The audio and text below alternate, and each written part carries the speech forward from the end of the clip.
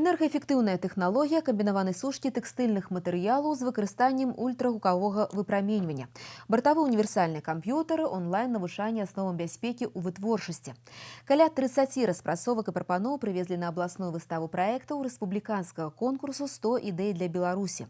Маладыя спецыялісты, студэнты, навучэнцы прафесійных ліцэяў і каледжаў, школьнікі прэзентавалі свае работы.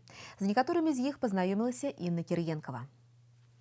Вось уже 7 гадоў моладзевы конкурс «100 ідэй для Беларусі» збірае самых разумных, крэатыўных і творчых маладых людзей. І штогод яны дэманструюць нешта новае, унікальныя задумкі і распрацоўкі. Сёлета нават павялічылі колькасць намінацый да 20. Галоўны крытэрый адбору – інавацыйнасць распрацоўкі і яе эканамічная эфектыўнасць. Студэнты Полацкага дзяржуніверсітэта, заўзятыя ініцыятары самых розных ідэй, прадставілі адразу некалькі праектаў. Сярод іх роботазаваны мобільны сарціроўшчык цвёрдых бытовых отходов. Данная технология заключается в том, что она сокращает рабочий труд и также позволяет увеличить скорость и массу перерабатываемого материала.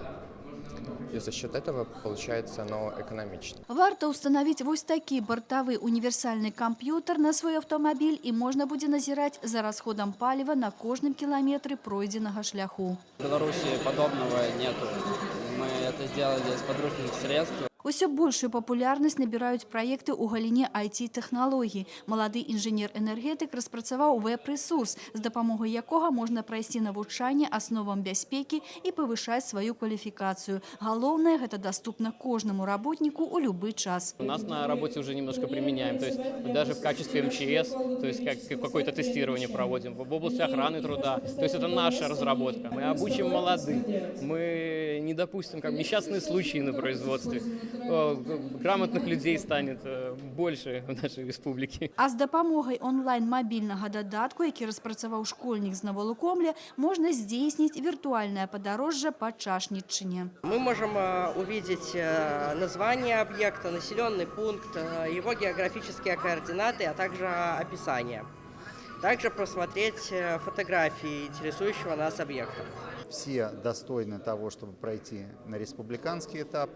И с учетом тех условий для бизнеса, которые заложены новыми нормативно-правовыми актами со следующего года, я думаю, что у ребят будет возможность реализовать себя и заработать.